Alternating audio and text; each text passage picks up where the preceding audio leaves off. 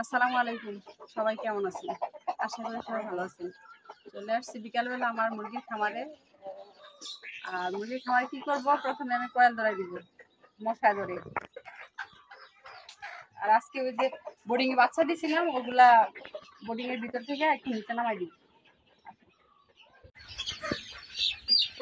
বিকালে একটু কয়েল ধরাই দিতে হয়, না হয় আবার মশা কামড়ায় মুরগি। মশা কামড়াইলে ফাউল ফক্স হয়, যে গোটা গোটার মতো ওই গোটা উঠে। আর কয়েল দিলে মশা আসবে না, মশা কামড় দিবে না, গোটা উঠবে না।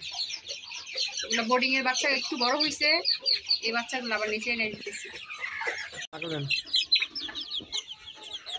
বোর্ডিং এর বাচ্চাগুলো একটু বড় হয়েছে, এগুলো বুঝি নিচে নামাইতেছি, একটু বড় করে দরকার, জায়গা হয় না সবগুলা।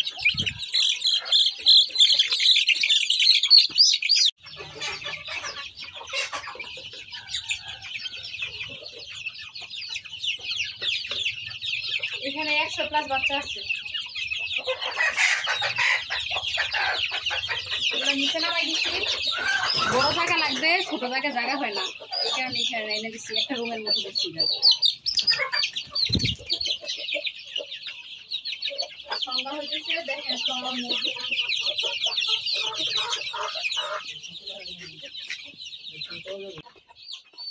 দেখেন, পশু পাখি, মায়ার পশু পাখি।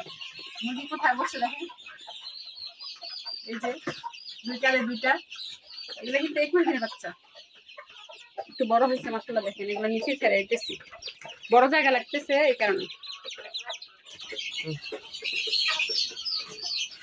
এই দেখেন কোথায় বসছে, দেখেন মায়া। যাও, নামো নামো, নামে না, দেখেন নামে না। যাও যাও যাও, তুলে আসতেছি, যাও। এই যে নামতে চায় না।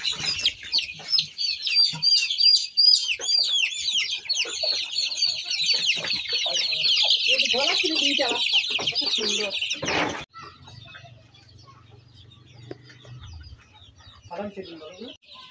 যে সন্ধ্যা হয়ে গেছে, মোরগ মুরগি সবাই ঘরে আসতেছে। সিঁড়ি দিয়ে এসে পড়বে এখন জলের ভিতরে।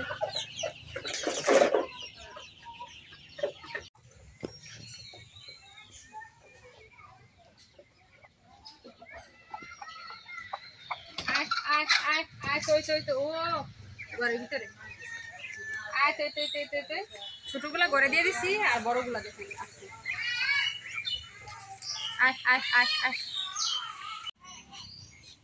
এখানে সব বড় বাচ্চা, এগুলো চিড় হাঁসের সব বড় বাচ্চা, ছোটগুলা ধরে ফেলছি।